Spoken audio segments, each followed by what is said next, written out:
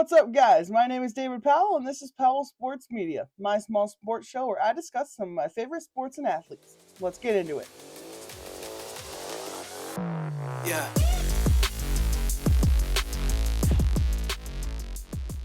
Today's episode is going to be slightly different than some of my other ones because I want to talk not about professional sports, but collegiate sports, specifically from CMU.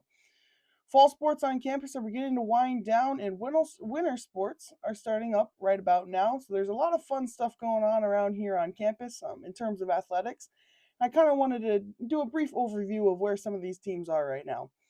Starting with football, CMU currently has a 5-4 overall record and a 3-2 record in Mid-American Conference play this season. For those of you who haven't been following the team, the season started with a 16-14 win on the West Coast against San Jose State. This was head coach Matt Drinkle's first win with the team, and it was pleasantly surprising to watch the team go out to the West Coast and, come up with a victory. Next, the team traveled to Pennsylvania to play the University of Pitt. Then they headed to the University of Michigan after that. Both games ended in pretty ugly losses for the Chippewas.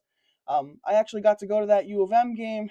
I made a vlog about it afterward, and it's on the channel. So if you guys want to see some of the pictures and learn about the experience a little bit more, that video is on the channel. You guys should go check it out. It was a really, really, really cool experience despite the team getting blown out. The following game, the Chippewas played their home opener against FCS school Wagner. As I expected, CMU dominated. They won the game 49-10. The next week, CMU hosted rivals Eastern Michigan. They came out of that game with a win, 24-13 against the Eagles. In their next game, the Chippewas dropped a game in Akron. It was an ugly and somewhat surprising performance from the team, not what a lot of us expected. Following a bye week, the team went to Bowling Green and dominated the Falcons there. It was a 27-6 win. I was also at that one. It was a pretty cool game to go to. The Chippewas definitely dominated in that one. Next team, they played the University of Massachusetts for homecoming, and they came away with that one from that one with a 38-13 win. Finally, last week, Central Michigan lost to rivals Western Michigan. It was a tough game, a tough loss. I got to go to that one as well. It was a bummer of a game, bummer of a loss, and I'm sure that just about everybody at this school kind of wants that one back. Tough loss. Next up, the team plays Buffalo in CMU's first matching game of the year on Wednesday at 7 p.m. With the 3-2 conference record that they have, the team sits in 5th place in the MAC standings. So kind of midway through the conference.